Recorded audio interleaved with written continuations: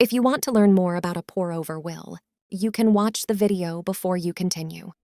Included in the trust is a pour-over will that pours over all the assets that we forget about, and the trust pours over from the will into the trust if we pass away. If you continue, we will go to the page for personal representative. Typically, because we have it automated, the first question is, do you want your spouse to be the personal representative for your will?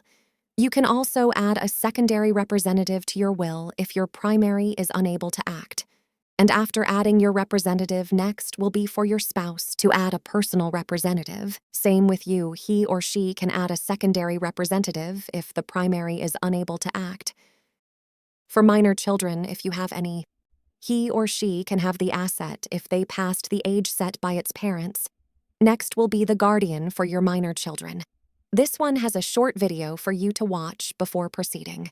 The first one is, if your spouse is not alive, who do you want to be the guardian of your minor children if you pass away?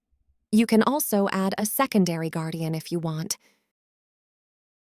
The spouse can choose different guardians if their spouse passes away. You can also add a secondary guardian if you want.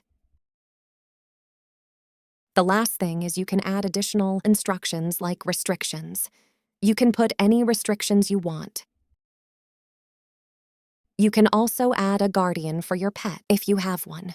You can also have provisions for the guardian of your pet. The next section is where you will list your assets held jointly. If you have other joint assets, you can add them as well. Verify the information before you continue.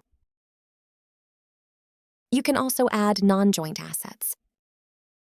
Just add and verify all of the non-joint assets for you and your spouse.